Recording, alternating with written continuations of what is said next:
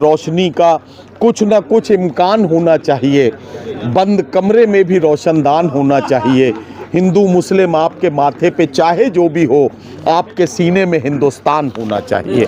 यही मेरा पैगाम है। जिस दिन लोगों का एक दूसरे पे यकीन ख़त्म हो जाता है तो उस दिन घर टूट जाते हैं। देश तो बहुत बड़ी बात है। AHO न्यूज़ को बहुत मुबारकबाद और आपका चैनल बहुत कामयाबी के साथ लोगों की खिदमत यूं ही करता रहे। मैं आपको भी मुबारकबाद। सर शुक्रिया, बहुत शुक्रिया। मैं आपके चैनल के ज़रिए लोगों से एक बात कहना चाहता हूँ।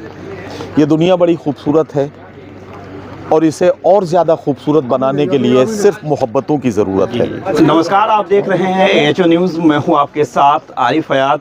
इस वक्त मेरे साथ मौजूद हैं देश के मशहूर मारूफ है नाजिम मुशायरा। सीधा बातचीत करेंगे नाजिम मुशायरा नदीम फ़ारूक साहब से, जिनको सुनने के लिए लोग काफ़ी बेताब रहते हैं। सीधा सर, सबसे पहले तो चंपारण में आप आए, यहाँ आने के लिए आपका बहुत बहुत धन्यवाद। बहुत शुक्रिया। ये कुर्बानियों की सरजमीन है और ये जिंदादिली का दूसरा नाम है चंपारण।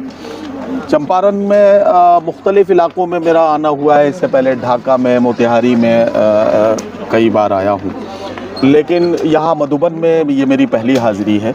यहाँ के लोगों की ज़िंदादिली से मैं पहले से वाकिफ़ हूँ, लेकिन इस मुशायरे में जब मैं यहाँ पहुँचा था तो आज मौसम का जो जिस तरह का हमें अंदाज़ा लग रहा था कि शायद सर्दी बहुत ज़्यादा हो जाएगी, तो ये लग रहा था कि शायद सामीन उतना शिद्दत से ना रुक पाएँ। लेकिन बिहार में यकीनी तौर पर उर्दू और हिंदी शायरी से मोहब्बत करने वाले लोग जिस मोहब्बत के साथ मुशायरे और कवि सम्मेलनों में आते हैं, तो ये आज भी हमें फिर से एक बार वो सबूत मिला और वाकई बड़ी मोहब्बतों से लोगों ने सुना और मुशायरा अपनी कामयाबी के मंजिल तक पहुंचा। याद कर इस मुशायरा कमेटी के बारे में क्या कहना चाहेंगे? मुशायरा कमेटी के तमाम लोग, मुशायरा कमेटी के तमाम लोग, किस किस का मैं जिक्र करूं, सभी लोग, मंजर इमाम साहब जो कमेटी के सदर हैं उनसे लेकर और आखिरी अगर जो कमेटी के अरकान और पदाधिकारी हैं, उन सबको मैं इसके लिए मुबारकबाद पेश करता हूँ। हम लोग सुबह यहाँ पहुँचे थे मुजफ्फरपुर, जब हमारी ट्रेन पहुँची, और उसके बाद से कमेटी के मुख्तलिफ़ लोग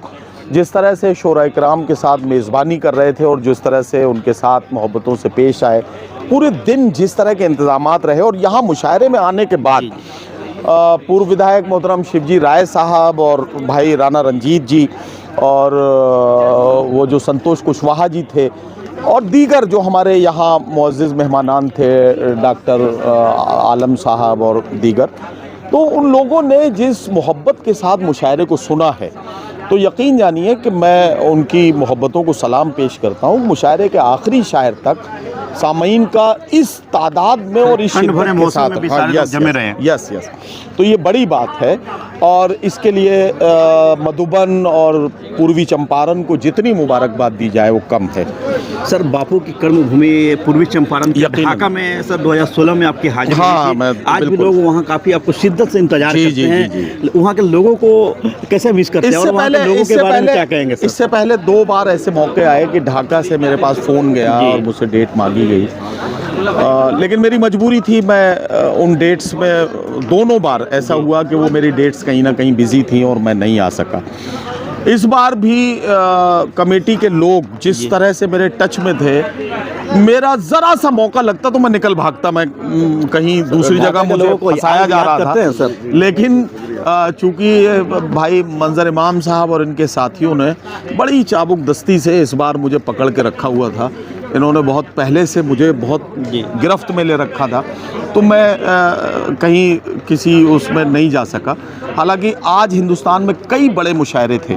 आज 4 तारीख में कई मुशायरे थे, लेकिन चूंकि मैंने यहाँ ज़बान दी थी और मुझे खुशी है, मैं अल्लाह का शुक्र अदा करता हूँ इस बात के लिए कि मैं इन मोहब्बत करने वाले लोगों के बीच में हाजिर हो सका और यहाँ आकर यकीनी तौर पर मुझे बड़ी मुसर्रत हुई और बहुत मैं इस बात के लिए खुशी महसूस। सर, हम चाहेंगे कि AHO न्यूज़ के माध्यम से नदीम फ़ारूक को जो चाहने वाले लोग हैं उनको 2-4 अशार सुनाएं। AHO न्यूज़ आपका चैनल है, आपने तो मुशायरे को लाइव भी किया था, मैंने जिक्र भी किया। मैं आपके चैनल के ज़रिए लोगों से एक बात कहना चाहता हूँ।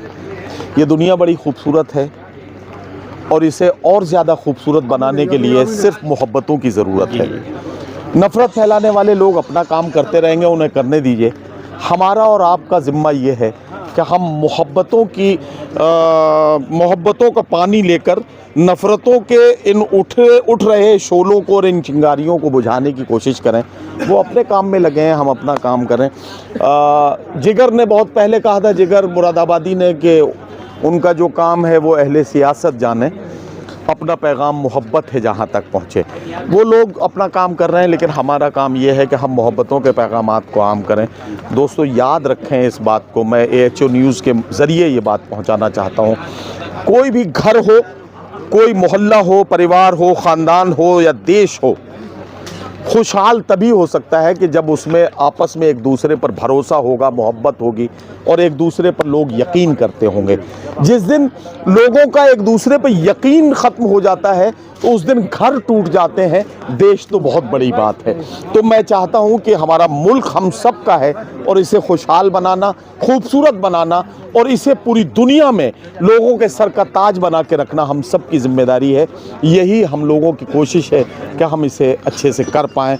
मैं किस मिट्टी का हूँ यारो मेरी पहचान लिख देना, कफन के एक एक कोने पे हिंदुस्तान लिख देना।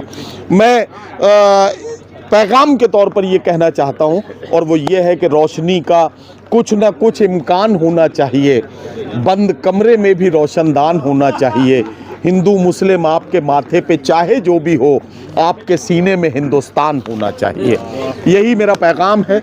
और खुशहाल रहें, अच्छे रहें, बढ़िया रहें, एक दूसरे का ख्याल रखें, भरोसे के साथ एक दूसरे के साथ मोहब्बतों के रिश्ते बनाएं और इस देश को और इस समाज को खूबसूरत बनाएं। राहत साहब ने बड़ी मज़े की बात कही कि आज हम लोगों को फुर्सत है, चलो इश्क करें।